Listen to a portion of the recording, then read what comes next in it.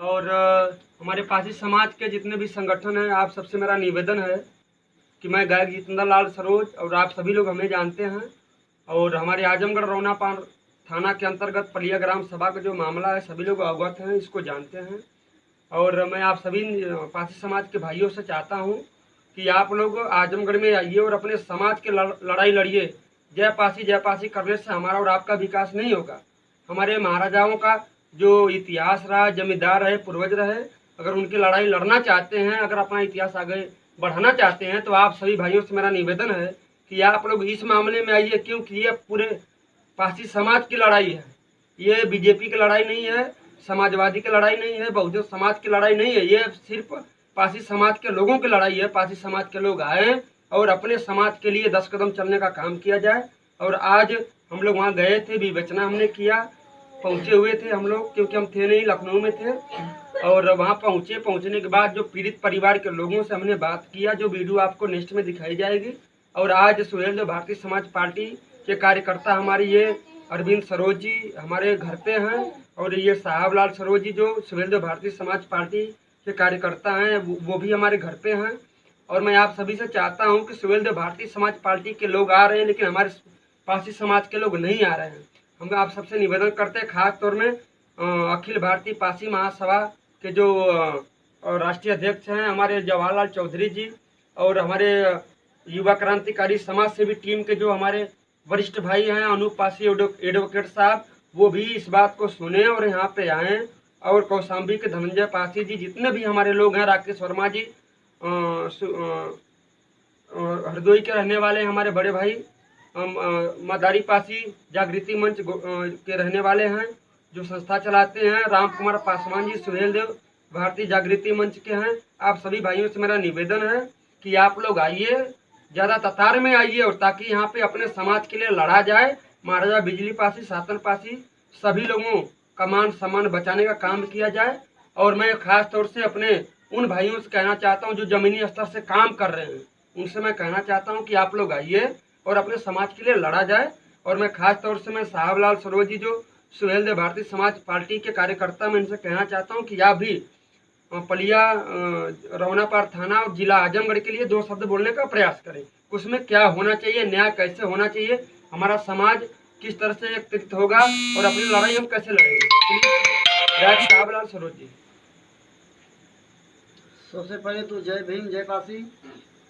हम गायक साहबलाल सरोज आजमगढ़ सगड़ी विधानसभा से, जो आजमगढ़ में रौनापार थाने के अंतर्गत पलिया गांव आता है, वहाँ शासन प्रशासन के लोगों ने जास्ती किया है। और वहाँ जो भी लोग पहुँचते हैं, पहुँचने के बाद पीड़ित की बात सुनते हैं और सुनने के बाद उस पर कोई कार्रवाई नहीं की जा रही है। और हमारे खास तौर से पासी समाज के लोगों से कहना है कि आप लोग पासी समाज के हो भाई, तो आप लोग पासी समाज के लिए 4 कदम चढ़ो। बाबा साहब के संविधान का भी हनन हो रहा है और पासी समाज का भी हनन हो रहा है। ये गांधी गौतम का देश है, बाबा साहब का देश है और बाबा साहब के संविधान के तहत सभी लोगों को जीने और रहने को अधिकार मिला है, सम्मान मिला है। तो पासी परिवार समाज के लिए हमें और आपको लड़ना पड़ेगा, चलना पड़ेगा। ओम प्रकाश राजभर जी हमारी और आपकी लड़ाई लड़ रहे हैं, तो हम सभी पासी समाज के लोगों को लड़ाई लड़ना पड़ेगा।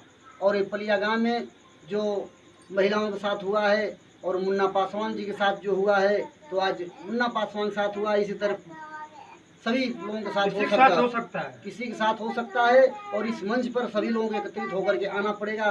और हमारे माननीय सुश्री कुमारी बहन मायावती जी ने भी बोली हैं और तमाम नेता लोग बोल रहे हैं, लेकिन जितने प्रशासन के लोग हैं ये घिनौना काम किए हैं, उन लोगों के खिलाफ मुकदमा हो और जो पीड़ित परिवार है उनका मकान टूटा है, जो क्षतिग्रस्त किया गया है, उसका मुआवजा मिले और इनके मान सम्मान पर ठेस न पहुँचे, वापस दिलाया जाए। और इनको खाने या पीने का भोजन देने का व्यवस्था सरकार नहीं कर रही। हम लोग पलिया गांव में गए थे और भाजपा के नेताओं लोग मात्र मूर्ति लेकर के आए थे कि मूर्ति लगवा लो। मूर्ति लगवाने से क्या होगा, जब वहाँ रहने के लिए छत नहीं है, खाने के लिए राशन नहीं है, नहाने के लिए पानी नहीं है, तो मूर्ति लगवाने से क्या होगा। अगर बीजेपी के इतना ही आप लोग अनुयायी हो, तो पीड़ित परिवार के लिए, तो पहले उसको रहने, नहाने, खाने, भोजन और जो केस मुकदमा किया गया फर्जी उसको हटाया जाए और शासन प्रशासन के खिलाफ मुकदमा दर्ज किया जाए।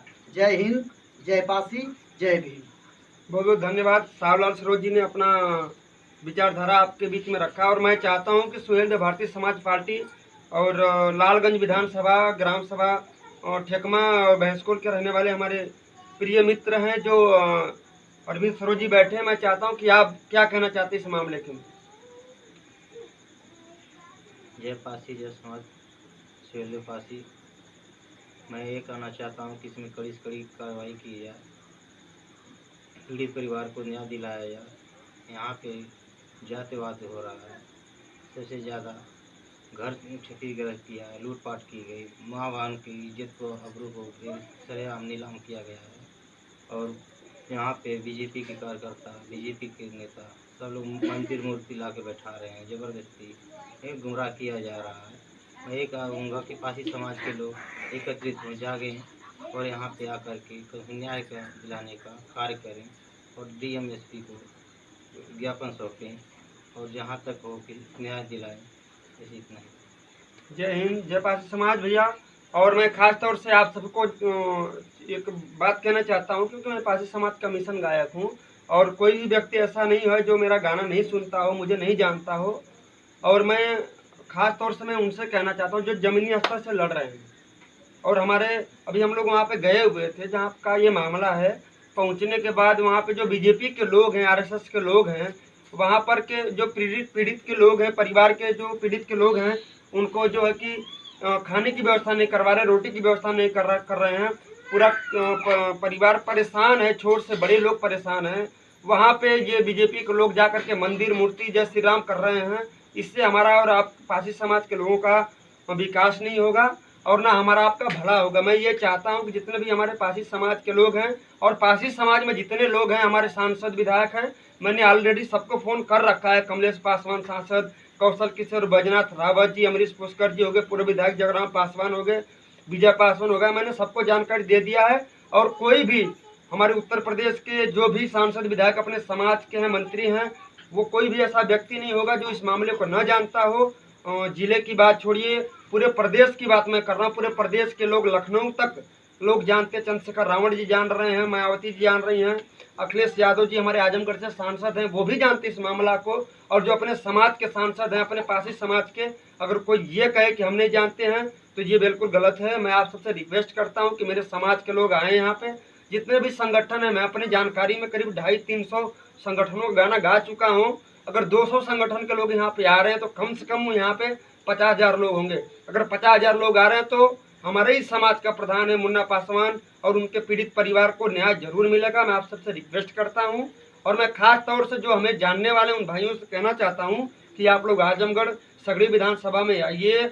रौनापार थाना के अंतर्गत पलिया ग्राम सभा आता है, आइए, जो भी उचित कार्रवाई होती करवाया जाए और महिला, जो भी पीड़ित महिला है उनको न्याय दिलवाया जाए और जो भी उचित कार्रवाई होती करवाने का काम करिए आप लोग। मैं आप लोगों से निवेदन करता हूँ। जय पासी समाज, जय हिंद, जय क्रांतिकारी इस्लाम, जय हिंद सर।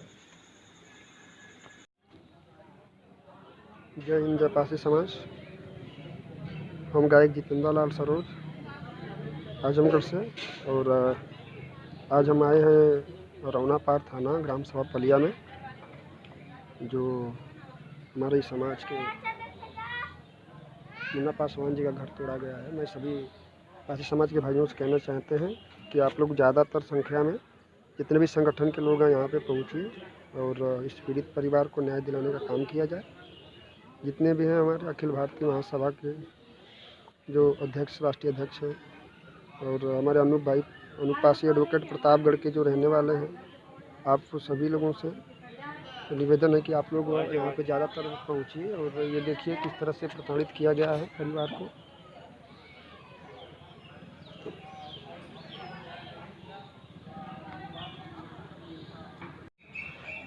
हम ये मंदिर लेके लोग आए थे और वो आज स्थापना करवाना चाह रहे थे, आप लोगों ने उसका विरोध भी किया है, क्या था पूरा वो बताने का? नहीं, हमको मंजूर नहीं है सर। क्या क्या क्योंकि हमको नहीं मंजूर है, क्योंकि हमारे छत नहीं रहने का है, न पानी का व्यवस्था है, कोई चीज का साधन नहीं है तो हम मंदिर क्या करेंगे? खाने पीने की व्यवस्था हमको खाने 10 दिन तो हमको खाना मिल ही नहीं रहा है, तो ये पूजा हम किस लिए करेंगे सीरियसली बताइए? ये कौन लोग लेके आए थे मंदिर? भाजपा वाले लेके आए थे, आप ही बताइए। जिसके घर में रहने के लिए छत नहीं है, खाने के लिए राशन नहीं है, पानी नहीं है, इसका व्यवस्था नहीं उनको सुझा, मंदिर लिया के हमको दिखा दिए। मंदिर क्या करेंगे? हम भी पूजा करते हैं। ये जो हमारा घर मंदिर था, वो घर जो मंदिर था आज पूरा बिखरा हुआ है, हम मंदिर का पूजा करेंगे? हमको ये नहीं मंजूर है। कहाँ रखेंगे? क्या चाहते हैं? हाँ? हम न्याय चाहते हैं। जितने लोग यहाँ के अपराधी हैं, जो पुलिस वाले, सबको मुकदमा किया जाए, नौकरी से बर्खास्त किया जाए। जब तक ये सब सुलझ नहीं जाएगा, हमारा सब जो जितनी सामान है, जितना आपस नहीं आएगी, हम कोई निर्णय नहीं लेंगे। हमारा यही कहने का मतलब है। हमारी सास जो हॉस्पिटल में मर रही है, हमको मंदिर दिखा के हमारी सास नल लगवाएं कि मंदिर का पूजा करें। क्या करें बताइए? क्या करें? हम एडमिट उनको करें कि उनको बचाएं? हमको मंदिर नहीं स्वीकार है सर। और जो गलत रिपोर्ट बनाई गई है कि ये लोग मान गए हैं, हमको कुछ नहीं मंजूर है। हमारा गार्जियन जब तक नहीं आएगा, हम कोई निर्णय नहीं लेंगे। क्या गलत रिपोर्ट बनाई है इन लोगों ने? अरे कि अपना केस आपस ले रहे हैं, ये ले रहे हैं, फलाना ठिकाना बोल रहे हैं, ये ऐसी कोई बात नहीं है। जब तक मेरा सब जैसे तोड़े हैं सब, उसी तरह लेके जब तक आएंगे नहीं, बनाएंगे नहीं, मेरा सब ट्रैक्टर से लेके हर एक चीज पूरे मेरे तीनों परिवार का नहीं बना, तब तक मैं मंजूर मुझको नहीं है। अब केस जितनी मेरे परिवार पर लगाए हुए सबको पूरा निकाला जाए उससे। अब पूरे मीडिया वाले के सामने लिखित हमको चाहिए, तब हमको मंजूर है। हम मंदिर से थोड़ी ना रख लेंगे।